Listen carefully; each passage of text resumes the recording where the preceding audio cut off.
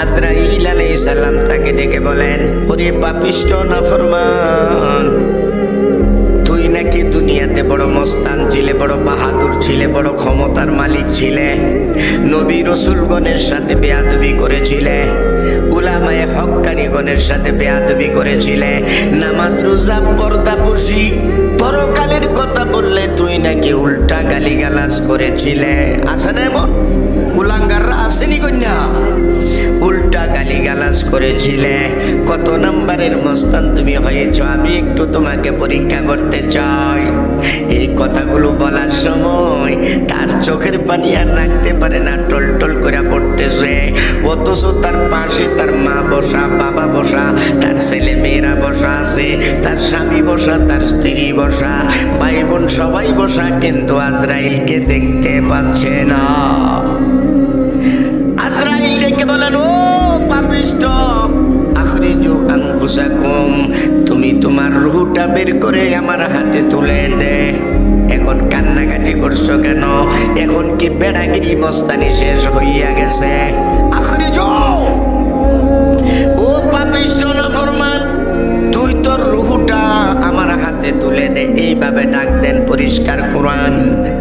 এই কথা শুনে ওই তার রূহটা ভিতরে ছোটাছুটি করতেছে, দৌড়াদৌড়ি করতেছে। পুলিশ যখন আসে আসামি ধরবার লাগে, কেউ আসামি হাইটটা ধরা দে, জোরে কই না হাইটটা ধরা দে, যতটুকু সম্ভব চেষ্টা করে।